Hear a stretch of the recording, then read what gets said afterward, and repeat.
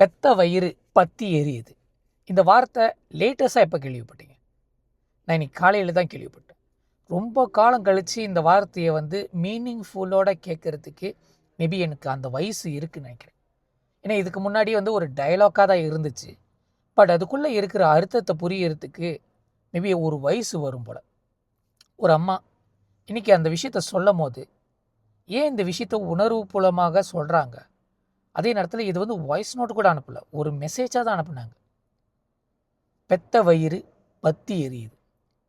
ஒரு ஒரு கருவை சுமந்த அந்த வயிறு, அது சுமக்கிற வேதனையை விட, அது ஈன்று எடுத்து அதுக்கப்புறம் பெத்தெடுக்கிற வேதனையை விட, அதை வளர்க்குற வேதனையை விட, அந்த கருவுக்கு ஏதோ ஒன்று நடக்குது, அதனால அந்த பிள்ளைக்கு ஏதோ ஒரு பாதிப்பு நடக்க போகுது, அது அவங்களோட கண்ட்ரோல் இல்லைன்னு தெரியும் போது அவங்க படுற துன்பமும் வேதனையும் இது பிள்ளையை பெத்தெடுக்கிற வேதனையோட ரொம்ப கடினமான வேதனைன்னு அந்த வார்த்தைக்குள்ள, அந்த 4 வாரத்துக்குள்ள அடங்கி இருக்குன்னு சொல்லும் போது கேட்குற நம்மளுக்கே அந்த மனவேதனை வருது.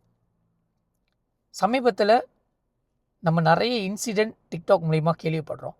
பட் இன்றைக்கி ஒரு அம்மா அவங்களோட ஒரே ஒரு மக, வயசு 22, நல்ல யூனிவர்சிட்டியில் படிச்சுக்கிட்டு இருந்த அந்த ஒரு பிள்ளைய யாரோ ஒரு பையன், அந்த பையனுக்காக குடும்பமும் வேணாம், என்கிட்ட பேசாதீங்க, எனக்கு ஃப்ரீடம் வேணும்னு சொல்லிட்டு படிப்பெல்லாம் விட்டுட்டு அந்த பையன் கூடவே 6 மாதம் ஆயிடுச்சான் போய்.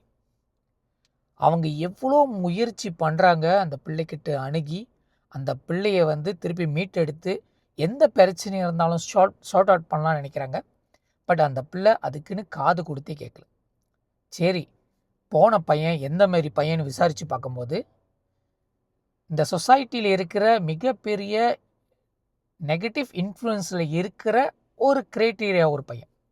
ட்ரக் இன்ஃப்ளூயன்ஸ் இருக்குது, வேப் இன்ஃப்ளூயன்ஸ் இருக்குது, தகாத வேலைகள், கேங்ஸ்டரிசம், இந்தமாரி விஷயத்தில் மூழ்கி கிடக்கிற ஒரு பையன், நல்லா படிக்கிற ஒரு யூனிவர்சிட்டி பிள்ளைய 6 மாதமாக தன் குடும்பத்தோட, அவன் குடும்பத்தோடு வச்சுருக்கான். இதெல்லாம் கேள்விப்படும் போது இவ்வளோ கஷ்டப்பட்டு வளர்த்த அந்த பெற்றவங்களுக்கு கண்டிப்பாக வயிறு எரிய தானே செய்யும்.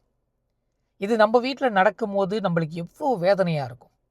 இது புத்தகத்துலேயோ பேப்பர்லேயோ நியூஸ்லேயோ பார்க்கும்போது அது ஒரு நியூஸாக இருக்குது. ஆனால் நம்ம வீட்டுக்குள்ளே நடக்கும்போது தான் அது ஒரு ஃபேக்டாக, இன்சிடெண்ட்டாக நம்மளுக்கு தெரியுது. நல்லா யோசிச்சு பாருங்கள், என்ன சொசைட்டிக்குள்ளே நம்ம புழங்கிக்கிட்டு இருக்கோம். நல்லா படிக்க வைக்கணும், பிள்ளையை நல்ல இடத்துல கட்டி கொடுக்கணும்னு சொல்லிட்டு ராவும் பகலுமா அப்பா அம்மா அங்கங்கே வேலை செஞ்சு சேமித்து வச்சு ஒரு நல்லா படிக்க போகுதா அந்த படிப்புக்கு ஏற்ற மாரி செலவு பண்ணோம். அதுக்கப்புறம் அந்த பிள்ளை திருமணம் பண்ணி கொடுக்கும்போது குறைஞ்சது 1 லட்சம் வெளியாச்சும் கொடுக்கணும். அந்த பிள்ளைக்கு சொத்து சுகம், அதுக்கப்புறம் அது பிறக்க போகிற குழந்தைக்கு உண்டான செலவுகள், அதுக்கப்புறம் இவங்களோட ரிட்டையர்மெண்ட்க்கு இதெல்லாம் சேர்த்து வைக்கிறதுக்கு அவ்வளோ போராட்டத்தில் இருக்கும்போது சாதாரணமாக ஒருத்தன் ஏதோ ஒன்று பேசி மயக்கி கூட்டிகிட்டு போயிடுறேன். இதில் செய்வனை, மிஞ்சாயித்தாமே, அதுக்கப்புறம் இந்த தைலனோட மருந்து, என்னென்ன செய்ய முடியுமோ அந்த பிள்ளையை கவுத்து கொண்டு போகிற மாதிரி ஒரு சுச்சுவேஷன். மிந்திலாம் கேட்கும்போது ஜோக்காக இருந்துச்சுல, செம்மையாக செஞ்சிட்டாங்களா, அருமலா, புத்திசாலிக்காரன்டா, அதனால தான் வாழ்கிறான் அப்படின்னு நினச்சிக்கிட்டு இருக்கோம். ஆனால் இது நம்ம வீட்டில் நடந்துச்சுன்னா அதோட வேதனை எப்படி இருக்கும்? இந்த சொசைட்டியில் இப்படி தான் வளரணும்னு ஒன்று இருக்கோ, இந்த தலையெழுத்து அப்படி தான் இருக்குமோ? இன்னசென்டான ஒரு பிள்ளையை டார்கெட் பண்ணி அவங்களோட எமோஷனலை கீல் பண்ணி அதுக்கப்புறம் அப்பா அம்மா கூட வெறுத்து தனிப்பட்ட முறையில் வாழ வைக்கணும் அப்படின்னு நினச்சி அவங்கள பிரித்து கொண்டு வைக்கிறாங்க. அந்த பையனோட பெற்றோர்களுக்கு கூட சுயசுந்தனை இருக்காது போல். நம்ம பையன் யாரோ ஒரு பிள்ளையை கொண்டு வீட்டில் வச்சுருக்கானே, திருமணம் பண்ணாமல், இவனே உருப்படியாக வேலைக்கு போக மாட்டானே, படிக்கிற பிள்ளையை ஏன் இங்கே கொண்டு வந்திருக்கான், அந்த பிள்ளையை திருப்பி ஒப்படைக்கணும், பாளைய போலீஸில் ரிப்போர்ட் பண்ணணும், திருப்பி ஒப்படைச்சணும், அப்படிலாம் கிடையாது. என் பையன் எது செஞ்சாலும் கரெக்டாக தான் செய்வான், என் பையனுக்கு எல்லாமே தெரியும், அந்த பிள்ளையை எப்படியோ வாழ வச்சுருவான்.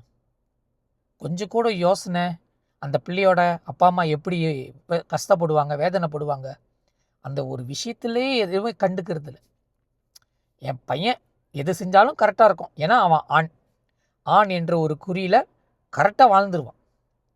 இதேமாரி எத்தனை பிள்ளைங்க அந்தமாரி லைஃப் இழந்து, வாழ்க்கையை இழந்து, அதே நேரத்தில் அவங்க பெற்றோர்கள் அவங்களோட ஆசையும் கனவும் அப்படியே குழி தோண்டி புதைச்சி, சொந்தக்காரன் முன்னாடி, சொசைட்டி முன்னாடி தலை காட்ட முடியாமல் தத்தளித்து கூனி குறுகி வேதனை படும் போது, பெத்த வயிறு பத்தி எரியுதுன்னு அப்படின்னு சொல்லும் போது, இந்த கருவை உண்டாக்குறதுக்கு முழு காரணமாக இருக்கிற இந்த பிரபஞ்சமும் அந்த தெய்வத்துக்கும் அந்த குரல் போய் சேர்ந்து அவங்களோட தலைமுறையே பாதிப்படைகிற மாரி ஒரு கர்மா சர்க்கிள் உருவாக்கிட்டாங்க.